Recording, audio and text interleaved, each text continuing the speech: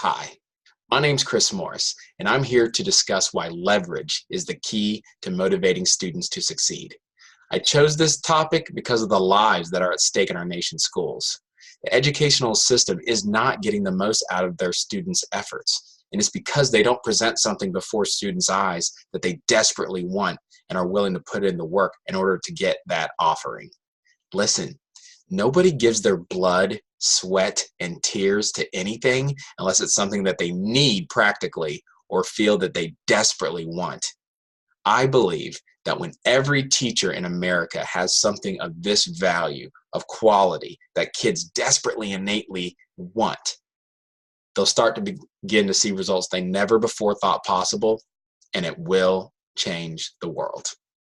My name's Chris Morris. I used to work as a high school math teacher for about 8 years, and I definitely know what it's like to teach without leverage and the difference it makes when you finally have leverage in the school setting. And let me tell you, I remember my first year, I taught a kid, I'll call him Bobby, and Bobby self-identified as white trash. He literally felt proud when he would say, hey, I'm Bobby, I'm white trash. And I used to be like, all right, hi, Bobby. Can I just call you Bobby? And he'd be like, I guess. That was our interaction. He would not do anything I asked him to do. I don't think he turned in one homework assignment in the entire year until maybe 10 months in. And it's funny, about 10 months in, with this particular student, I was over it. I didn't even expect anything. I knew I wasn't going to get any work. I just tried to, do the best I could and deal with the fallout later. I remember one day I was coming back from the restroom and it was in between classes. We had a couple minutes before the bell rang and Bobby was going to be in my class. Well, Bobby found something to entertain himself with his friend Tim.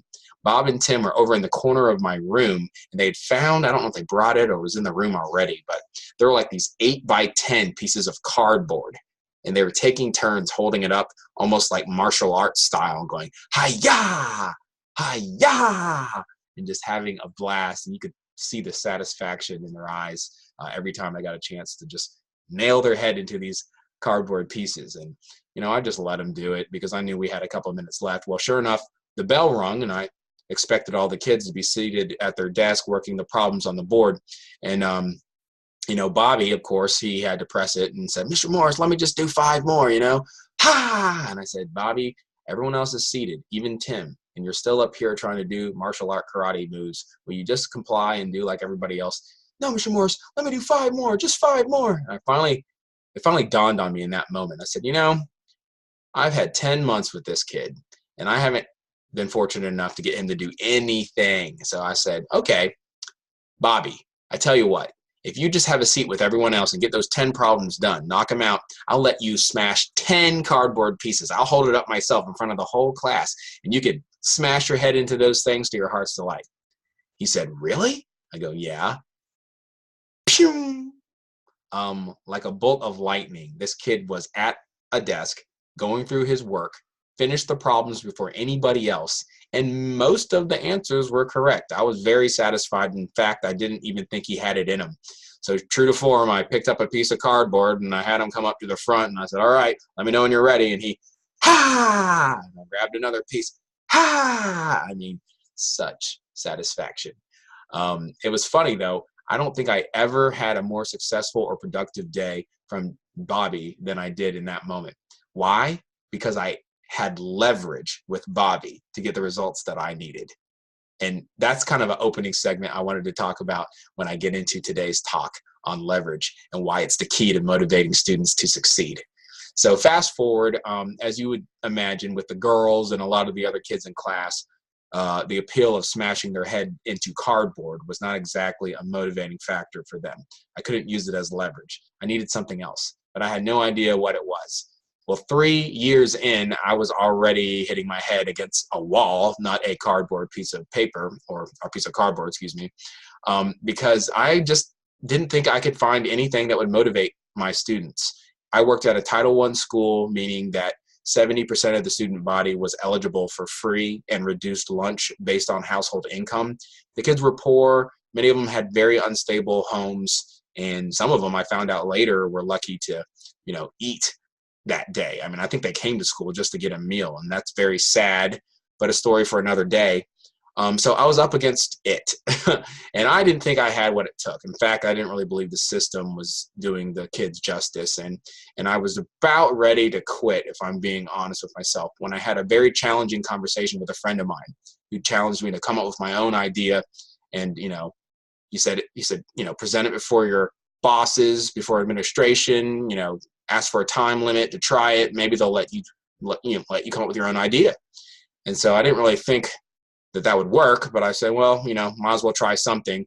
Well, a few days later, I was doing lesson plans and watching probably Sports Center or some sports show. I'm obsessed.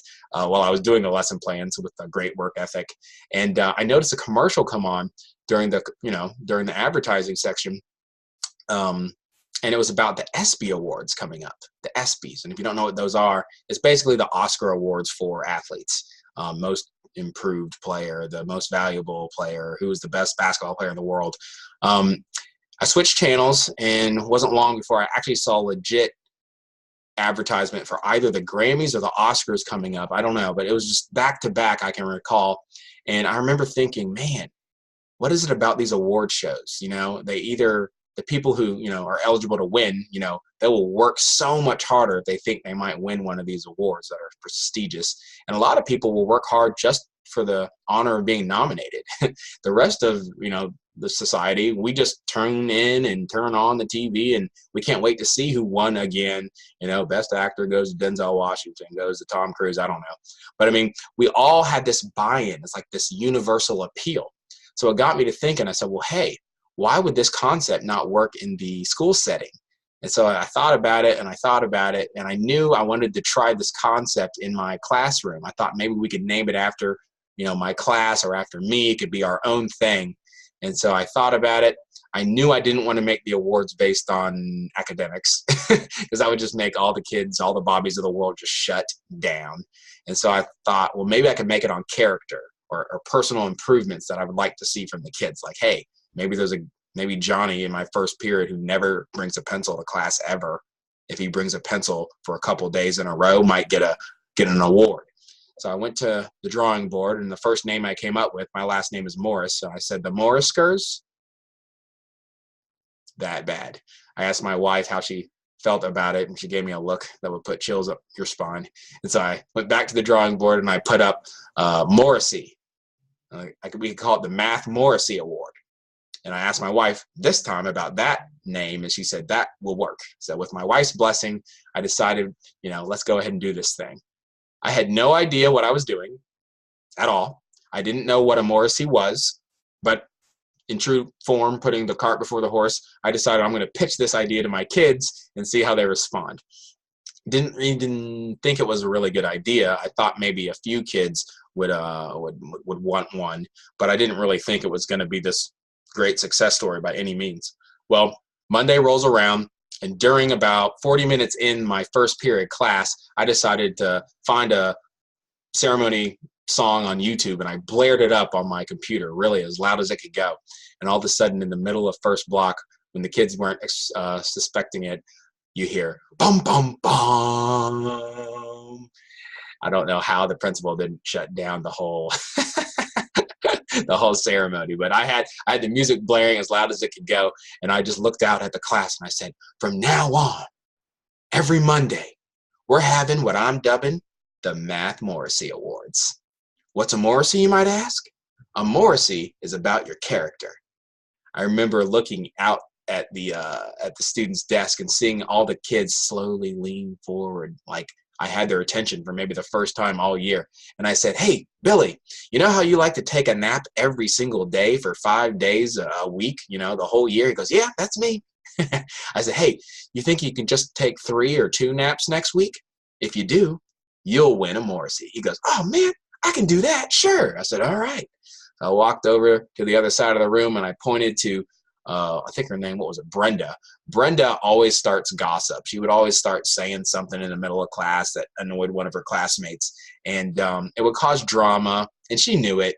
And I looked at her. I said, Brenda, you think you can go just one day without, gossiping behind Susie's head and making all this drama in class that I have to deal with? She goes, no problem. I'll do it for 2 days. I said, all right. And I frankly just went through about 11 kids during the song, and I was just honestly telling them stuff that was ticking me off about them. I was getting a lot of stuff off my chest, but instead of them responding badly, it was almost like they got slapped on the face and they were like, hey, slap me over here, even it out. It feels so good. You know, it hurts so good. And so it went over well. To my surprise, by the end of that 3-minute song, I think it was, I had 22 out of a class of 30 kids standing up, applauding me. Mr. Morris, yeah, just screaming. These are juniors in high school and a couple seniors. I remember one kid in particular pointing at me and he goes, you're going to win Teacher of the Year with this, Mr. Morris. This is awesome. And I remember just thinking, are you kidding me? I mean, yeah, it's a great idea, you know. If you've ever taught, you know how you need to get into character quickly if you happen to do something right. So I did the same pitch in every single class that day. I think I had 4 classes, and every single class it responded the same way. Standing ovation, you're going to win Teacher of the Year. What do we have to do to win?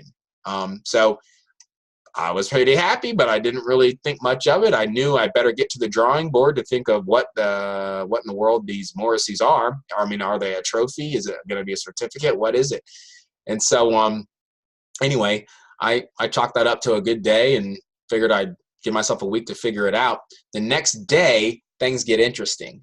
We had 5 minutes between classes. So that means when the bell rung, the kids had 5 minutes to get to their locker, get their stuff, get to their next class. Teachers had 5 minutes to catch a breath, maybe go to the bathroom, and get ready to teach for another hour and a half. I was running back from the restroom, and I remember getting a tap on the shoulder, and it was Brenda from first period. And she goes, Mr. Morris. I go, yeah. Now think about this. Brenda never talks to me outside of math class because to her, I'm the devil because I teach math. So the fact that she's talking to me out of class is a miracle in and of itself. She goes, Mr. Morris. I go, yeah, Brenda. Just shocked that she's even talking to me. She goes, look, I really want a Morrissey. What do I have to do to get a Morrissey? I was like, oh my gosh. I said, well, Brenda, you know that assignment I've been trying to get you to turn in for probably 4 weeks now and you still haven't done any of it? She goes, yeah. I go, you think you could get half of it done by Friday? She goes, I'll have it all done tomorrow. And then she walks away. Just like that. No renegotiation of the terms, no kickback, just immediate compliance. I went, huh, that's amazing. Well, I take about 5 more steps and I'm getting tapped on the other shoulder by Johnny from third period. And he goes, yo, Mr. Morris. I go, yeah. He goes, look, man, what I gotta do to get a Morrissey, man, what I gotta do. I'm like, how about you go 1 whole class period and not cuss me out? No problem. I'll go 2 days. Yeah. And then he just walks off, you know? So the second day, this is a Tuesday. I pitched the idea on Monday. By Tuesday, that interaction, tap on the shoulder, what do I have to do? In other words, what can I do? What concessions can I make in your direction? How can I make your life easier, teacher? Those kinds of conversations were going on 11 times probably that Tuesday alone. That was the first time in my life I started realizing what it felt like to have leverage. And it felt good. And it was awesome. So I still didn't know what these were, but a couple of days went by, and this is where the power of leverage and why it's the key to motivating students to succeed really hit me.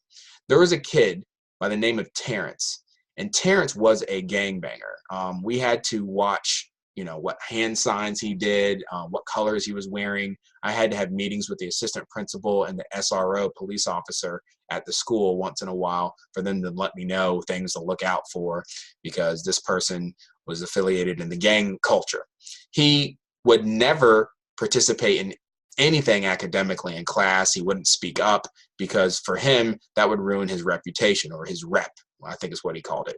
So he was a very brilliant kid, but you wouldn't know it by looking at his grades because he cared more about the gang culture than school. So we're now at Thursday. It's only been 4 days. The kids have not seen a Morrissey. I don't know what it is yet. I've just pitched it, and I guess I did a good job. And I'm about to teach a subject called inverse logarithmic functions. Exactly. The kids didn't know what I said either. I was struggling. The kids were already starting to doze off or revolt. And all of a sudden, Terrence comes storming at me. And I'm frankly scared because I know his reputation and he's in the gang culture and he's a big boy. And he's walking towards me and he just grabs the marker, snatches it out of my hand. He goes, yo, it ain't that hard. Check it. and he grabs the marker and he starts explaining perfectly how to do inverse logarithmic functions. He's like, yo, there are no inverse operations for an exponential function like there are with linear functions or quadratics. So we have to use logarithms. I mean, he was amazing, and it was perfectly correct. I knew he was smart, and he proved it, but he never really showed it before. So I'm just sitting there with my jaw, my mouth open. I can't believe what I'm seeing. And he's doing a great job, so I just stood back and enjoyed the show. I thought, well, hey, a broken clock is right twice a day. After about 10 minutes, he hands the marker back to me. He goes, there you go, Mr. Morse. I took care of it. And he has a seat in the back of the room. So after kind of shaking off my stupor, I kind of get back into the swing of things, and I'm starting to teach class. Does anyone have any questions? I mean, he said it flawlessly. I mean, the whole class was amazed. About 5 minutes after that, I'm teaching. Terrence's hand is up in the back of the classroom. And he goes, yo, Mr. Morse. I go, yes. He goes, I need to talk to you. I go, all right, Terrence. Well, you know, my planning period is about 8:30 a.m. I'll be there. You can come by after lunch. He goes, no, you don't understand. I need to talk to you now. So I thought to myself, oh, dear Lord, don't let him pull some crap. So I slowly walk backwards, and I'm frankly a little bit nervous, but I'm saying my prayers and taking steps. And when I get closer to Terrence, he finally leans in. I go, yeah, I'm really at his mercy at this point. I'm really close. And he goes, look, I want a Morrissey. What I got to do to get a Morrissey? You know, and you can see some frustration in his face. And I remember just going, oh my gosh. Like, that was all because of the award. Yes. Yes.